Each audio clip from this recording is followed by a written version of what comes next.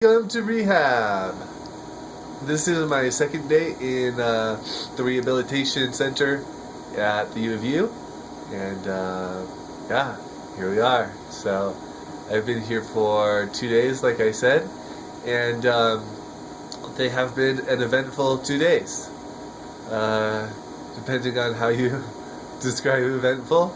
But I got here yesterday at about noon.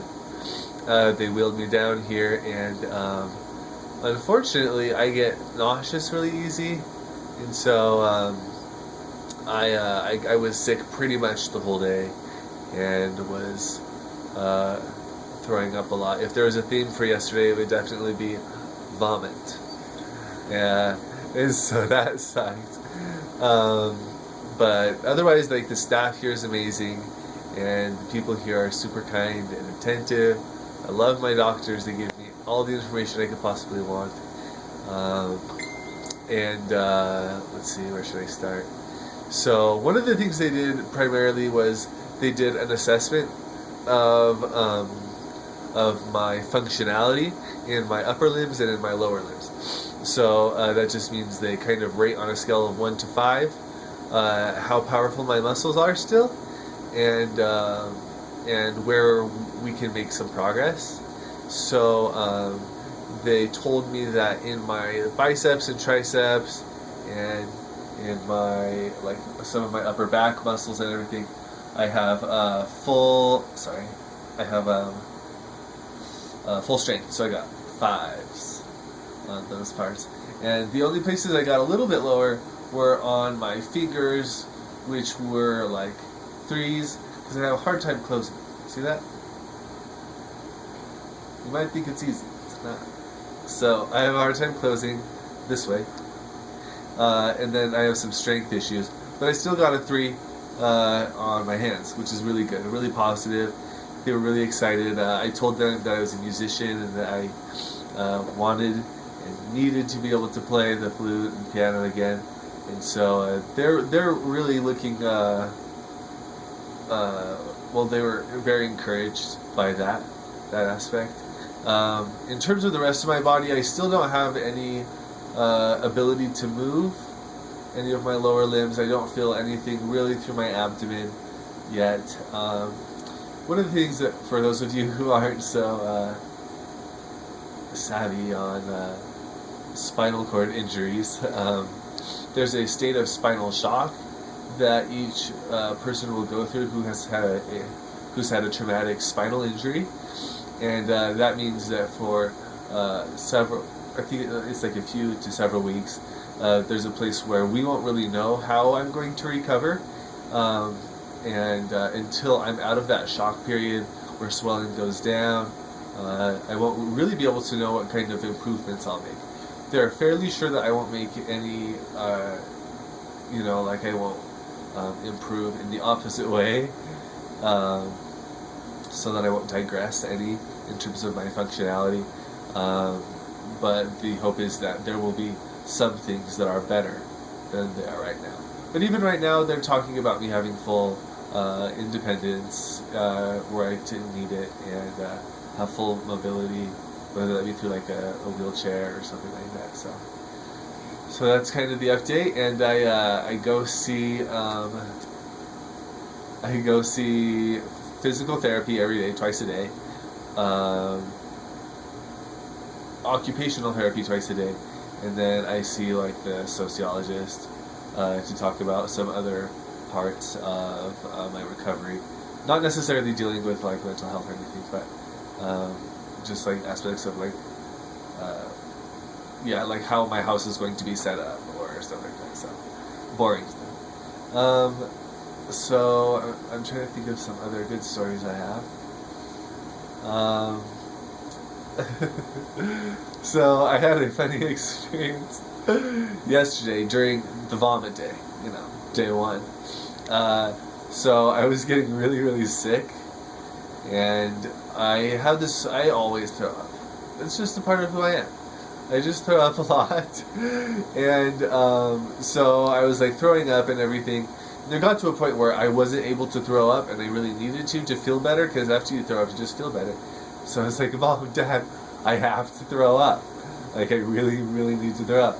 And so, like, we flipped on the lights and, like, turned on some, like, agitating music to try and set up this perfect environment so I could puke.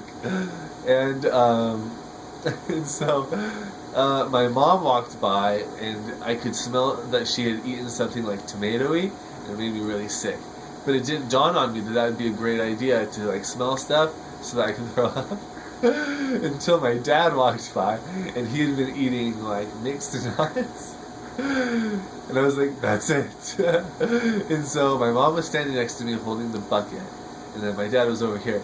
And I was like, Dad, I need you to blow in my face so that I can throw up. And so he was like, are you kidding me? I was like, no, do it. And so he did, and it worked like a charm. And I threw up perfectly. And then I felt way better. But I was, you know, I'd like throw up, and I wouldn't get it all up. And then I was like, Dad, you have to blow more. And then he wouldn't let I throw up some more. So it was great. I apologize to anyone who thinks that's inappropriate or too graphic. So that was something that was kind of comical about the experience. Actually, to be honest, the last 2 days have been really, really, really hard. You know, I have ups and downs generally. I said this in other videos. Generally, I'm optimistic. I don't feel depressed. I look at the future with a good amount of hope. But there are certain things that have been really hard. Sleep being one of them. I have intense spasms from the trauma in my spinal cord still. That keeps me from sleeping. This wonderful tube that goes down into my intestines that I have complained about to every nurse who's come in also keeps me awake, keeps my throat really dry. So that all adds to like my inability to eat well and sleep well. So I'm really looking forward to when I can get over those barriers into like a more full recovery. But I did have a somewhat of a spiritual experience today that I thought I would share. So I'll dream a lot that I'm walking or that I'm running or that I'm playing my flute again, and I wake up and I won't know where I am, and I'll try and move my legs and I can't, and I feel like this horrible trapped feeling, and I woke up this morning with this really strong feeling of despair, and I thought, what if I never ever walk again? What if I never get to stand up on my own 2 feet? And this is the picture that I was talking about earlier. This picture of Christ right here. And that I got before my accident that I asked for Christmas. And I was just sitting there kind of mourning for a second and feeling really just kind of sick. And I